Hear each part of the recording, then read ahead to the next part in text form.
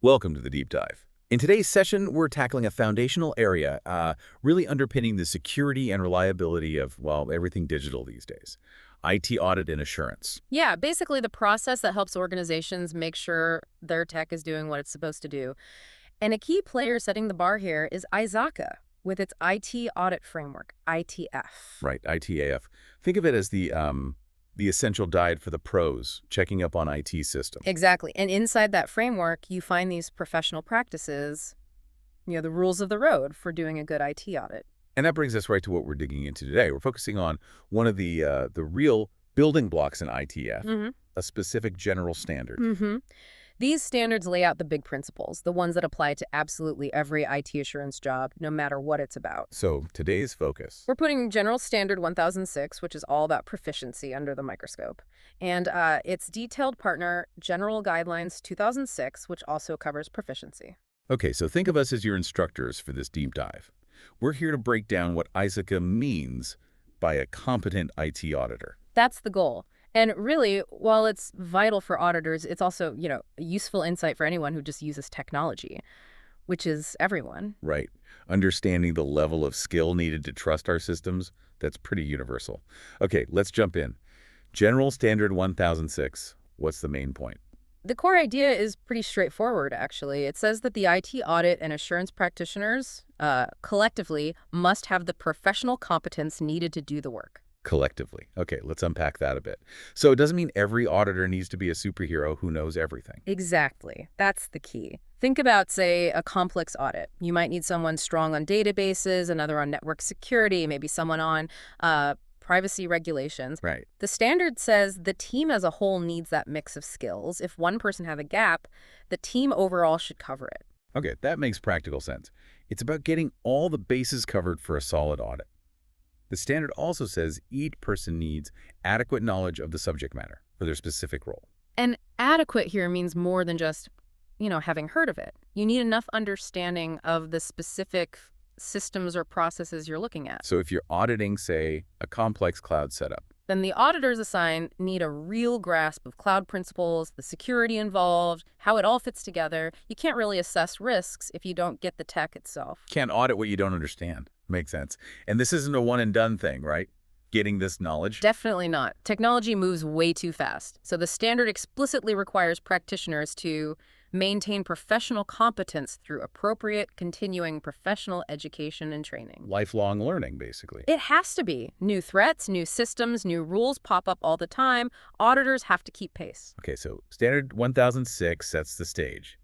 You need competence. Now let's get into the details with General Guidelines 2006. This sounds like the how-to manual. That's a good way to put it. GG 2006 gives much more practical detail. Section 2006.2 starts right off defining professional competence. And what's the definition? It's having the necessary skills, knowledge, and expertise, importantly, gained through both education and experience to do the audit right. So theory plus practice. You need both.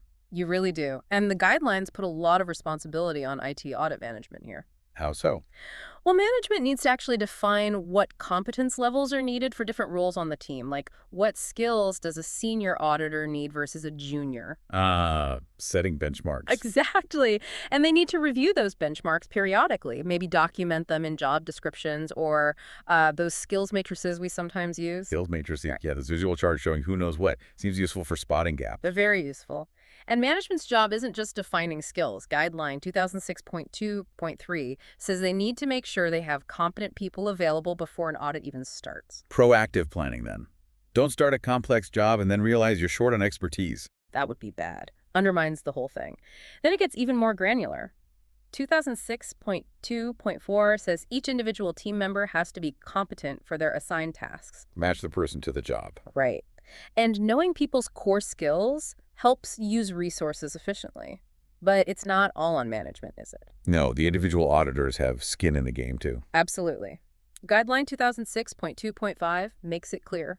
Practitioners have a responsibility to basically say, yes, I have the competence for this, before taking on an assignment. Professional integrity.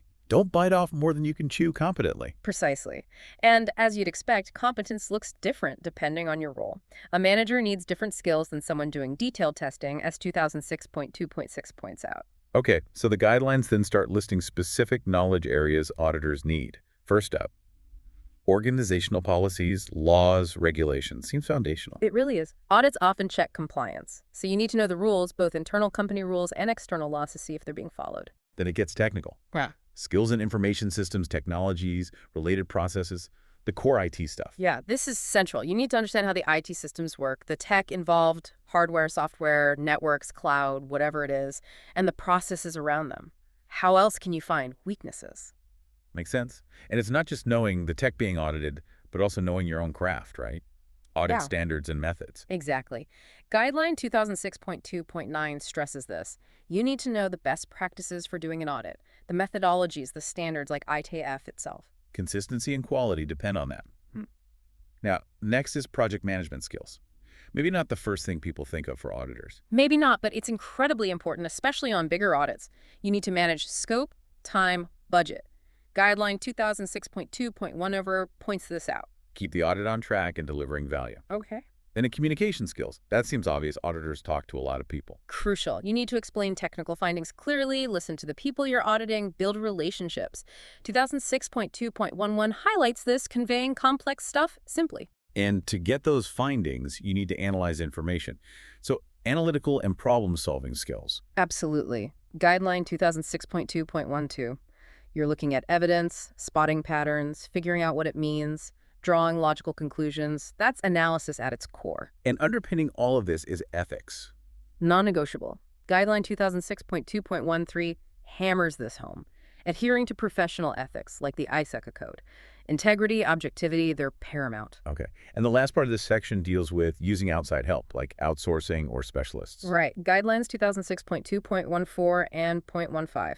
If you bring in external folks, you need reasonable assurance that they are competent too, and if it's ongoing, you reassess them periodically. So proficiency isn't just an internal team thing. Got it. Okay, section 2006.3 moves to evaluation. How do we know if people are proficient? Right. This is about checking. Guideline 2006.3.1 says it's two-sided. Individuals should always be sort of monitoring their own skills, and management needs to formally evaluate the team's competence regularly. And how does management do that evaluation? Guideline 2006.3.2 gives examples. Performance reviews, maybe self-assessments, peer feedback. You want a rounded picture. And the point of all this evaluation Is to find the gaps. As 2006.3.3 says, where's the difference between the skills we need and the skills we have? Identifying gaps is step one. which logically leads to the next section, 2006.4, reaching the desired level of competence. How do we fill those gaps? Exactly. This section lists ways to build skills. Guideline 2006.4.1 mentions things like on-the-job training, formal classes, getting certified, like the CSIS self-study, mentoring, lots of paths. A whole toolkit for development. Yeah. And when a gap is found, you need to act on it. Yes, 2006.4.2 says take corrective measures, maybe specific training, maybe assigning someone to a project where they can learn that skill, encouraging CPE. And ideally, get that training before the skill is critically needed on an audit. That's the goal. Guideline 2006.4.3 says training should be done before the audit activity that requires it. Be prepared. And just doing the training isn't enough. You need to check if it actually worked. You do. 2006.4.4 talks about evaluating training effectiveness. Did people actually learn what they needed to? Use that feedback to improve future training. And we're back to the skills matrix again. Useful for planning this training. Very. Guideline 2006.4.5 mentions it again. Helps you see the gaps clearly and target your training efforts effectively. And keeping records of all this training seems important. Absolutely. 2006.4.6, keep records of who got what training and how effective it was. Good for tracking progress and accountability. Then we hit CPE, continuing professional education. That sounds like ISACA's formal system. It is. Guideline 2006.4.7 introduces CPE as ISACA's way to ensure people maintain competence and stay current with everything changing in IT, risk, security, etc. And the CPE needs to be relevant, right? Not just any course. Correct. 2006.4.8 specifies it should boost skills in IT audit, risk, security, privacy, governance. And it reminds people to follow the CPE rules of whatever professional bodies they belong to. Okay. Lastly, the guidelines wrap up with section 2006.5, other considerations, kind of summarizing key points. Pretty much.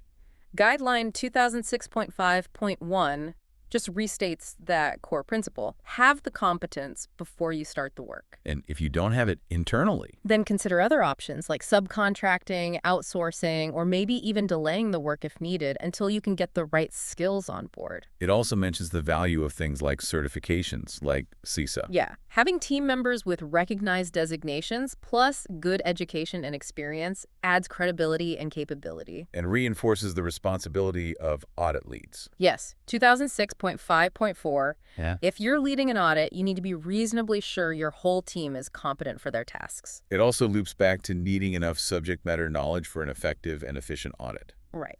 Understanding the area deeply makes the audit smoother and more insightful. And again, reminds people to meet their CPE requirements for certifications. That ongoing commitment, it shows you're serious about staying proficient. And generally just keeping knowledge up to date continuously. Exactly. 2006.5.7, constantly update your knowledge through courses, conferences, reading, on-the-job learning. And the final practical tip. If you don't think you can get the needed skills in time internally, seriously look at bringing in external help. It's a pragmatic acknowledgement. Sometimes you need specialists to ensure the audit quality isn't compromised. So wrapping this all up, proficiency in IT audit isn't just a certificate on the wall. It's a whole ecosystem, really. It is. Individual responsibility, management oversight, continuous evaluation, targeted learning, staying current.